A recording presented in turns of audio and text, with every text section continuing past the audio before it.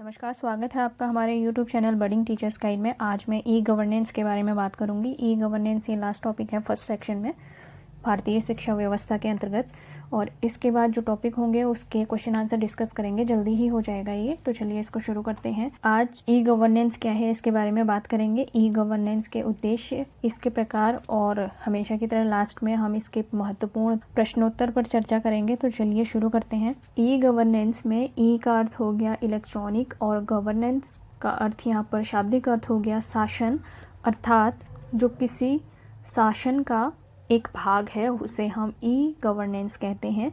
कुछ डेफिनेशन लिख लेते हैं। सरकारी सेवाएं प्रदान करने के लिए सूचना तथा संचार प्रौद्योगिकी का उपयोग करना ई गवर्नेंस कहलाता है, ई शासन कहलाता है। और इंटरनेट के ज़रिए सरकारी सुविधाओं को आम जनता तक पहुंचाने को भी हम ई गवर्नेंस कहते हैं।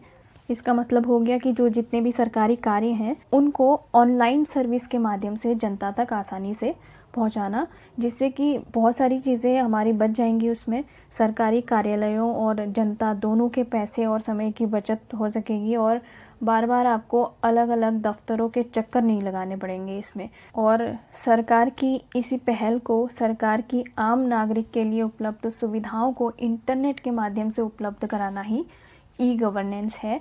राष्ट्रीय स्तर पर ई गवर्नेंस योजना का शुभारंभ 18 मई 2006 को किया गया था, और भारत सरकार ने इलेक्ट्रॉनिक विभाग की स्थापना 1970 में की थी, और नेशनल इंफॉर्मेटिक सेंटर NIC की स्थापना इन्होंने 1976 में 1976 में। तो चलिए ई गवर्नेंस के उद्देश्य देख लेते हैं। नागरिकों को सरकारी कार्यों के संपर्क में लाना, जो नागरिक हैं, सिटीजन हैं, उनको सरकारी कार्यों के संपर्क में लाना, लोगों को डिजिटल बनाना।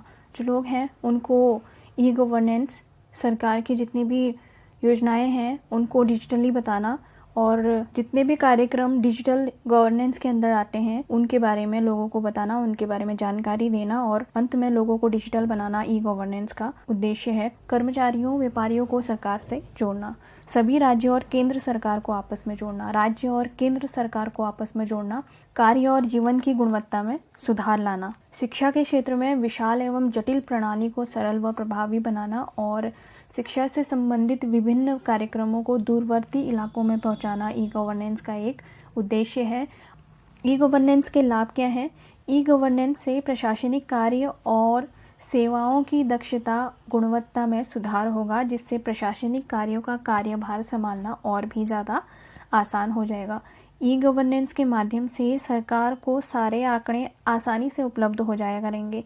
जितना भी डेटा है वो अपडेट और स्टोर करना विभागों के लिए आसान हो जाएगा, और इस डेटा और इन्फॉर्मेशन की मदद से अगर आगे जाके सरकार कोई योजनाएं और नीतियां बनाने की बात कर रही है तो इन डेटा का इस्तेमाल वो उसमें कर सकती है और इजीली उनको अवेलेबल हो जाएगा। इससे जनता और सरकार के बीच में एक पारदर्शी संबंध स्थापित हो सकेगा। ई गवर्नेंस के माध्यम से सरकार की जो प्रक्रियाएं हैं वो और भी सरल बन जाएंगी, और व्यवसाय और नए अवसरों का भी इसमें सृजन हो पाएगा।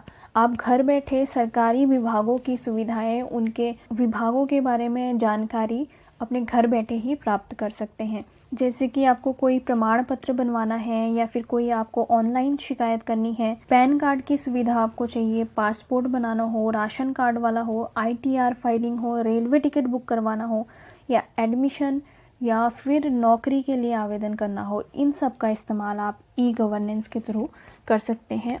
चलिए जान लेते हैं ई गवर्नेंस के प्रकार, ये इम्पॉर्टेंट है। ई गवर्नेंस के 4 प्रकार हैं। G2G, गवर्नमेंट टू गवर्नमेंट, सरकार से सरकार, government to citizen, government to business, and government to employees. ये इसके 4 प्रकार हैं। G2G के अंतर्गत जो government to government e governance programme है उसके उदाहरणों में आ गया प्रगति खजाने प्रोजेक्ट कर्नाटका का, और स्मार्ट गवर्नमेंट आंध्र प्रदेश का। और G2C, गवर्नमेंट टू सिटीजन में भूमि प्रोजेक्ट कर्नाटका का, ज्ञानदूत मध्य प्रदेश का, और लोकवाणी प्रोजेक्ट उत्तर प्रदेश का इसके कुछ उदाहरण हैं। G2B, गवर्नमेंट टू बिजनेस में MCA 21 e procurement project in Andhra Pradesh और गुजरात, और गवर्नमेंट टू एम्प्लॉयज़ के अंडर ऑनलाइन सैलरीज़ का हो गया, जिसमें कर्मचारियों के सैलरीज़ का लेखा जोखा होता है, सारा डाटा उसमें होता है, तो ये गवर्नमेंट G2E के अंतर्गत आता है। ई गवर्नेंस के प्रमुख चरण जान लेते हैं। इसके 4 प्रमुख चरण हैं: कंप्यूटरीकरण, नेटवर्किंग, ऑनलाइन संपर्क या ऑनलाइन उपस्थिति।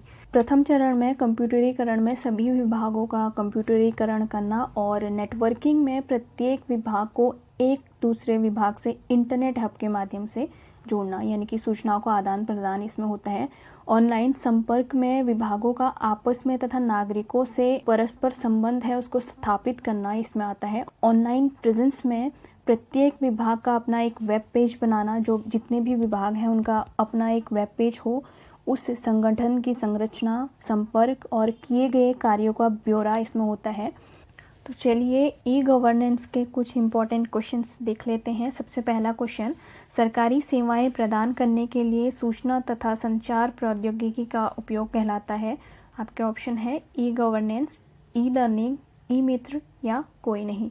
इसका सही उत्तर होगा ए, ई गवर्नेंस। सेकेंड, सरकार द्वारा ICT के विकास के लिए कितने प्रतिशत बजट का प्रावधान है? ऑप्शन है आपके 7, 6%, 10% या 3%।